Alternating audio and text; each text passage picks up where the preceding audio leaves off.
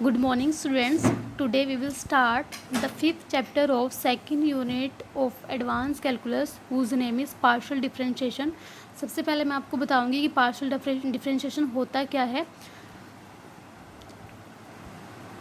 इसको समझने से पहले एज इंट्रोडक्शन मैं आपको एग्जांपल से बताती हूँ कि आप किसी भी फंक्शन का पार्शियल डिफरेंशिएशन का मतलब क्या है. अगर आपको बोला जाए कि किसी फंक्शन का आपको पार्शियल डिफरेंशिएशन निकालना है, पार्शियल डेरिवेटिव निकालना है, तो उसका मतलब है क्या. फॉर एग्जांपल समझिए, जिससे आपको उसकी डेफिनेशन समझने में ईजी हो जाएगा. फॉर एग्जांपल अगर आपके पास कोई फंक्शन है u, two independent variable y and x, इस तरह से डिफाइन है कि u is equal to Y upon X. अगर मैं आपको बोलती हूँ कि इसका आपने पार्शियल डेरिवेटिव निकालना है विद रिस्पेक्ट टू x, इसका देखो आपको अगर पार्शियल डेरिवेटिव निकालना है with respect to x as a treating y को आपने कांस्टेंट ट्रीट करना है, y को आपने एज अ कांस्टेंट ट्रीट करना है, तो इसकी डिफाइन आप ऐसे करोगे कि u का partial derivative with respect to x, इसको इस तरह से डिफाइन करोगे और यहाँ पे y को क्या ट्रीट करोगे, कांस्टेंट. तो इसको निकालने का मेथड क्या है, क्योंकि मैंने y को कांस्टेंट बोला है तो y बाहर आएगा और x पे आपका डेरिवेटिव लगेगा, यानी कि हम x को एज अ वेरिएबल ट्रीट करेंगे और y को कांस्टेंट. जब वन अपॉन एक्स का derivative with respect to x होगा तो क्या होगा,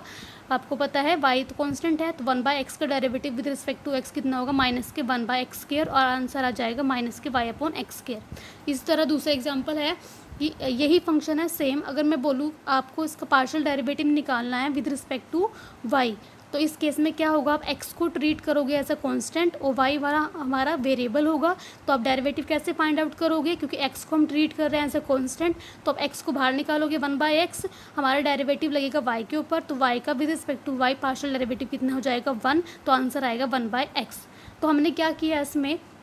जिसके रिस्पेक्ट में मैं बोलूँगी हमने डेरिवेटिव निकालना है, उसको एज अ वेरिएबल ट्रीट करना है और दूसरे वाले वेरिएबल को आपने एज अ कांस्टेंट ट्रीट करना है. ठीक है, तो अब इसकी डेफिनेशन देखो. डेफिनेशन से पहले इसकी इंट्रोडक्शन की पार्शियल डिफरेंशिएशन होता क्या है किसी फंक्शन की. अगर आपके पास कोई फंक्शन है u, फंक्शन आपके पास u two independent variable x and y में, ठीक है, रीड करो. Let u is equal to, आपके पास एक फंक्शन है x और y में, be a continuous function of two independent variables x and y को मैं ट्रीट कर रही हूँ as a constant. Let y be held as a constant, हम y को यहाँ पे क्या ले रहे हैं, कॉन्स्टेंट. देन जो u हमारा फंक्शन है वो क्या बन जाएगा, वो हमारा एक सिंगल वेरिएबल x का फंक्शन बन जाएगा, क्योंकि हम y को कांस्टेंट ट्रीट कर रहे हैं. ठीक है, and it's derivative with respect to x is called the partial derivative of u with respect to x and is denoted by curly u by curly x, जैसे मैंने एग्जाम्पल में कहा है. ठीक है, हमने क्या काम किया, यहाँ पे हमने y को ट्रीट किया है कांस्टेंट और u का मैं पार्शियल डेरिवेटिव ले रही हूँ विद रिस्पेक्ट टू x. ठीक है, तो जो हमारा फंक्शन है वो ओनली x वेरिएबल का, एक सिंगल वेरिएबल का फंक्शन होगा और y को हम ट्रीट करेंगे कांस्टेंट. तो इस केस में हम क्या करेंगे कि u का partial derivative only variable x में होगा. ठीक है, और उसको हम ऐसे डिनोट कर लेंगे करली u बाई करली x, या फिर आप उसको ऐसे भी लिख सकते हो करली f बाई करली x, या फिर आप उसको ऐसे भी लिख सकते हो करली एफ एक्स को वाई अपॉन करली एक्स, और उसको आप ऐसे भी डिनोट कर सकते हो एफ ऑफ एक्स. ये आपके पास है नोटेशन कि आप इस तरह के डेरिवेटिव को कैसे लिखोगे. सिमिलरली अगर मैं x को एज अ कांस्टेंट ट्रीट करूँ और बोलूँ कि आपके पास जो u फंक्शन है उसका डेरिवेटिव आपने, पार्शियल डेरिवेटिव आपने विद रिस्पेक्ट टू y निकालना है, तो इस केस में आपके पास जो फंक्शन है वो सिंगल वेरिएबल y का फंक्शन ट्रीट होगा और वहाँ पे आप x को क्या लोगे एज ए कांस्टेंट. तो जो हमारे पास डेरिवेटिव आएगा वो विद रिस्पेक्ट टू y निकलेगा. ठीक है, और उसको हम डिनोट कैसे करेंगे, करली u बाई करली y से. इसको पढ़ो अच्छे से दोबारा से कि अगर आपके पास x को आप ट्रीट करते हो एज अ कांस्टेंट, देन आपके पास जो u फंक्शन है independent variable x and y का, वो ओनली एक सिंगल वेरिएबल y का फंक्शन रह जाएगा और उसका डेरिवेटिव मैं कहूँगी विद रिस्पेक्ट टू y निकालना है, क्योंकि हम x को क्या ट्रीट कर रहे हैं एज अ कांस्टेंट. तो हम क्या बोलेंगे कि आपके पास इसका जो डेरिवेटिव है, उसको जो डेरिवेटिव लेने के बाद जो आंसर आएगा उसको हम बोलेंगे कि पार्शियल डेरिवेटिव आया आपके पास u का विद रिस्पेक्ट टू y, और उसको हम कैसे डिनोट करेंगे, करली u बाई करली y, करली एफ बाई करली वाई, या फिर करली एफ एक्स को वाई अपॉन करली वाई, या फिर एफ ऑफ वाई एफ के बेस में वाई. ठीक है, ये तो आपके पास इंट्रोडक्शन है कि पार्शियल डिफरेंशिएशन क्या होती है. अब आपके पास डेफिनेशन है, डिफाइन क्या है इसकी डेफिनेशन पार्शियल डेरिवेटिव की, कि अगर आपके पास कोई फंक्शन f है, be a function of two independent variable x and y, जैसे हमने यहाँ पे लिया है कि u हमारे पास एक फंक्शन है x और y वेरिएबल में, टू इंडिपेंडेंट वेरिएबल है x एंड y, तो अगर आपके पास कोई फंक्शन f है, two independent variable x and y, ठीक है, then the partial derivative of f with respect to x, अगर आप x में कराएंगे as a treating y as a constant, इस केस में y मेरा हम क्या ट्रीट करेंगे, y को कॉन्स्टेंट, तो is the function f of x, इसका मतलब है रिप्रेजेंटेशन, ये रिप्रेजेंट कर रहे हो आप f को पार्शियल डेरिवेटिव लेके विद रिस्पेक्ट टू x, इसको हम ऐसे रिप्रेजेंट करेंगे f के बेस में x, और इसको हम सिम्बोलिकली कैसे डिफाइन करेंगे, f के बेस में x, इसका मतलब है कि f आपके पास जो फंक्शन है उसका partial derivative with respect to x हो रहा है, ठीक है। उसकी सिम्बोलिकली रिप्रेजेंटेशन क्या है, limit del x approaches to zero function f x plus del x comma Y minus F of X comma Y upon del X, यहाँ पे जिसके रिस्पेक्ट में डेरिवेटिव होगा उसमें ही चेंज होगा, उस वेरिएबल में यहाँ पे चेंज होगा x plus del x comma Y, और यहाँ पे माइनस होगा जो आपके पास फंक्शन है अपॉन डेल एक्स। ये आपके पास सिम्बोलिकली इसकी रिप्रेजेंटेशन है, ठीक है, डेरिवेटिव की, पार्शियल डेरिवेटिव की विद रिस्पेक्ट टू x,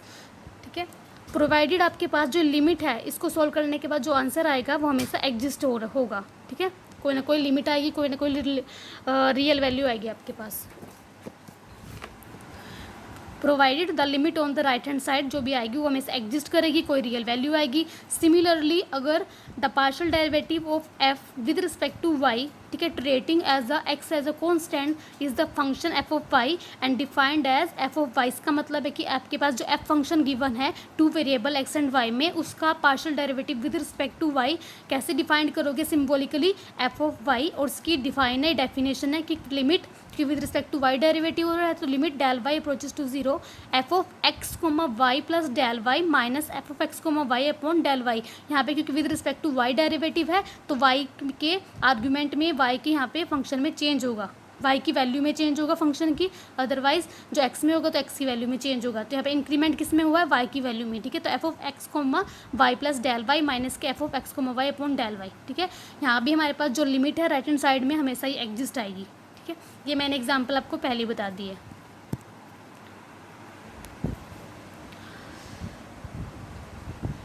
अब हमारे पास है 5.2 article, rules for partial differentiation, partial derivative निकालने के रूल्स क्या हैं इनको देख लीजिए एक बारी। अगर आपके पास कोई फंक्शन u है, is a function of two independent variable x and y, then अगर आपको उसका पार्शियल डेरिवेटिव निकालना है x में, जैसे मैंने पहले बताया, तो हम y को क्या ट्रीट करेंगे, एज अ कांस्टेंट। सिमिलरली अगर हमने u का पार्शियल डेरिवेटिव निकालना है y में तो हम x को क्या ट्रीट करेंगे, एज अ कांस्टेंट, ठीक है। अब सेकंड हमारे पास है, अगर आपके पास कोई फंक्शन z है, वो इस तरह से रिप्रेजेंट है u plus minus V, positive भी हो सकता है, नेगेटिव भी हो सकता है, ठीक है। तो अगर आपके पास कोई फंक्शन है, कोई एक्सप्रेशन है, वो इस तरह से डिफाइन है कि आपके पास z is equal to U plus minus V है, और u और v के ऊपर क्या कंडीशन है कि u और v आपके पास x एंड y के फंक्शन है। तो अगर मैं आपको बोलूँ कि आपको z का पार्शियल डेरिवेटिव क्या निकालना है विद रिस्पेक्ट टू x,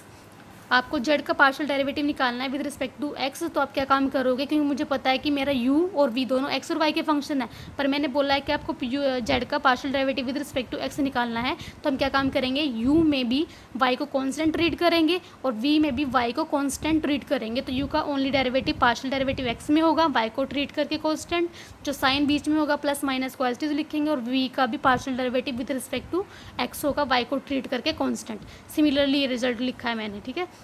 अगर आपको z का पार्शियल डेरिवेटिव निकालना है विद रिस्पेक्ट टू y, तो हम x को ट्रीट करेंगे कांस्टेंट, तो दोनों साइड अपना यहाँ पे ऑपरेशन लगा देंगे, तो करली u बाई करली y हो जाएगा, प्लस माइनस तो करली v बाई करली y हो जाएगा। इस केस में मुझे पता है u x का फंक्शन है, y का फंक्शन है, पर हम y को एज अ वेरिएबल ट्रीट करेंगे और हम x को कॉन्स्टेंट ले लेंगे, ठीक है। आगे एग्जाम्पल करोगे उसमें ज़्यादा क्लियर हो जाएगा आपको।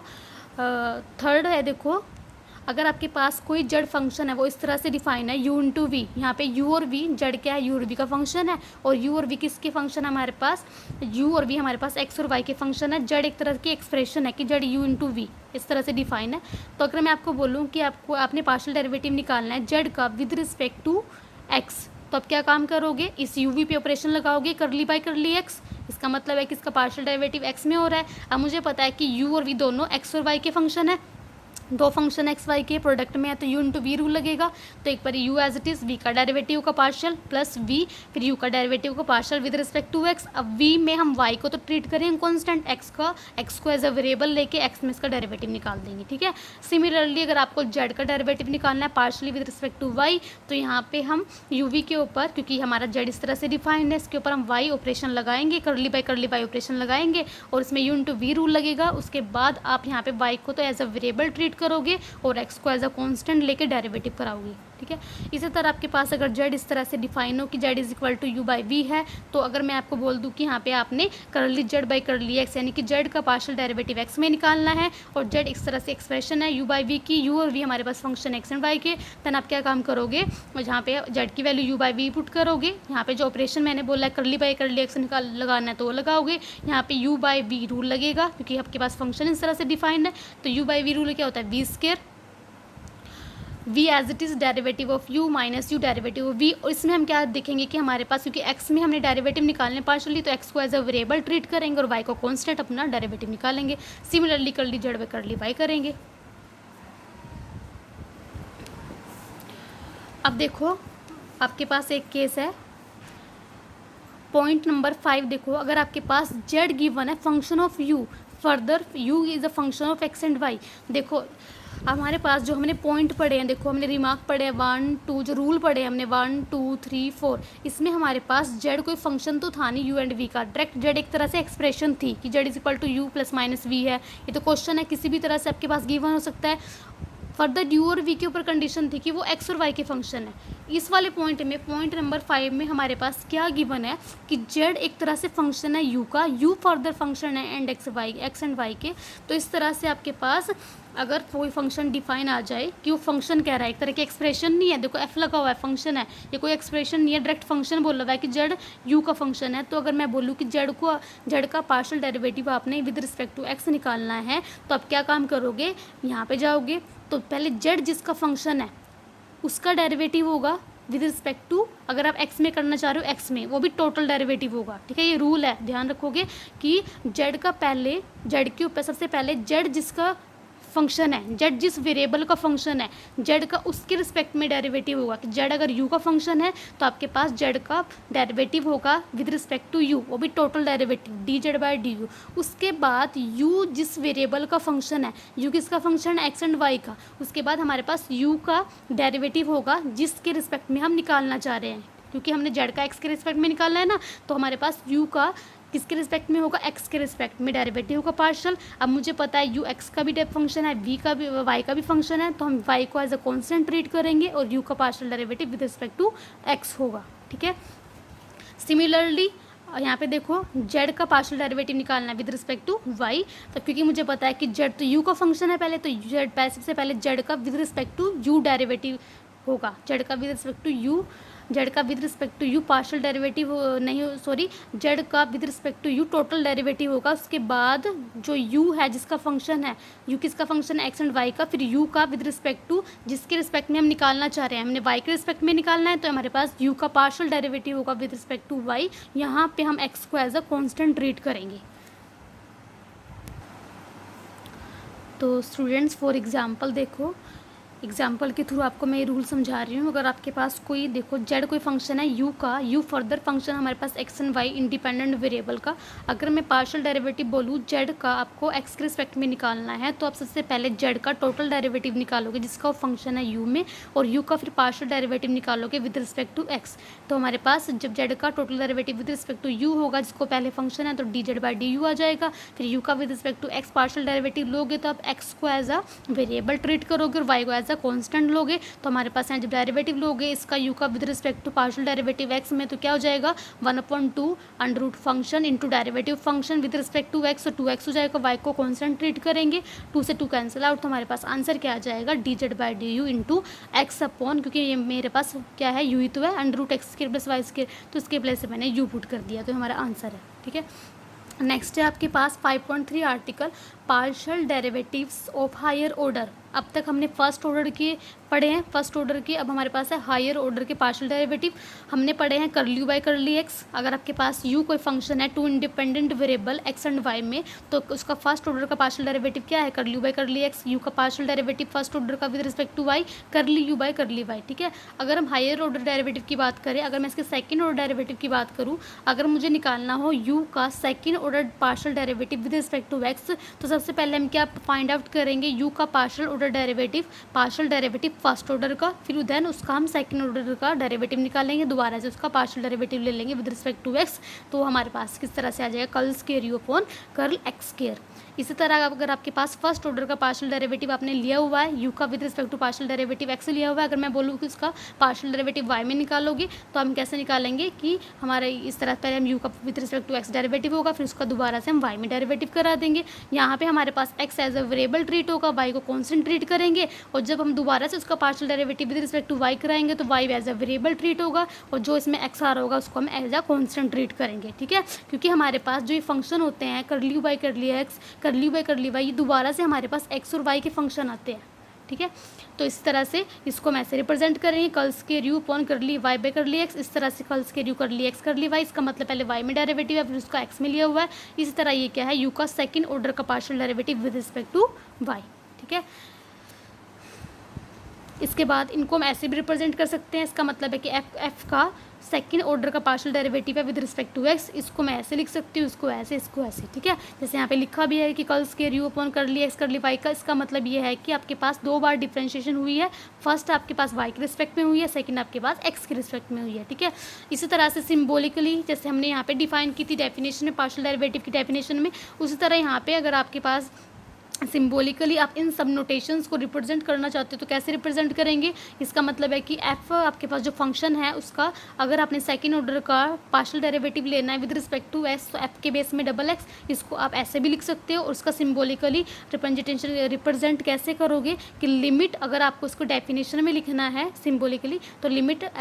Del x approaches to zero, क्योंकि हम with respect to x derivative ले रहे हैं, तो लिमिट किस पे लगेगी, एक्स पे, limit del x approaches to zero, ठीक है। यहाँ पे हमारे पास देखो x का डेरिवेटिव हो रहा है तो हमारे पास f ऑफ x आएगा, ठीक है। अगर y का होगा तो f ऑफ y आएगा, तो हमारे पास यहाँ पे क्या हो जाएगा,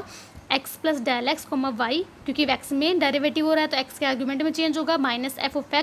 x comma Y upon del x. देखो पिछली बार जब हमने डेफिनेशन सिम्बोलिकली लिखी थी यहाँ पे ओनली f आया था, जब हमने f(x) की डेफिनेशन लिखी थी पीछे, यहाँ पे ओनली f आया था, क्योंकि हमारे पास एक फर्स्ट ऑर्डर का डेरिवेटिव तो पहले है, उसका तो दोबारा से डेरिवेटिव करेंगे जब तो सेकेंड ऑर्डर का डेरिवेटिव बनेगा, तो f(x) एज इट इज़, ठीक है।